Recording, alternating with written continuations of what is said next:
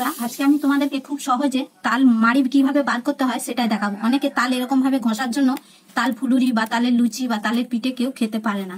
তো দেখো আমি মুটিটা ছাড়িয়ে নিয়েছি, আর এটা আমি জলে ভালো করে আগে ধুয়ে নেব। তারপরে এই খোসাটা যে উপরে রয়েছে এটা আমি ছাড়িয়ে নেব। এরপরে এটাকে আমি এইভাবে ভেঙে নেব, আর এই খোসাটাকে উপরে আমি ছাড়িয়ে নেব। এগুলো আমার ছাড়ানো হয়ে গেছে। দেখো এই ছোট তাল কিন্তু 3টে আঁটি বেরিয়েছে। এবার দেখো আমি বটিতে করে এইভাবে এই আঁশগুলোকে বার করে নেব।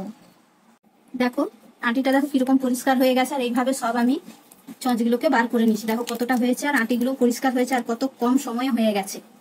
1/2 কাপের কম জল নিয়েছি, এর মধ্যে জলটা দিয়ে দেবো। খুব বেশি জল দেবো না, তাহলে কিন্তু মাড়িটা একদম পাতলা হয়ে যাবে। আর এইভাবে হাত দিয়ে একটুখানি আমি মেখে নেবো। একটা ছাঁকনি নিয়েছি আমি এরকম বড়, আর এই ছাঁকনির মধ্যে হাত দিয়ে এইভাবে ঘুরিয়ে নেবো।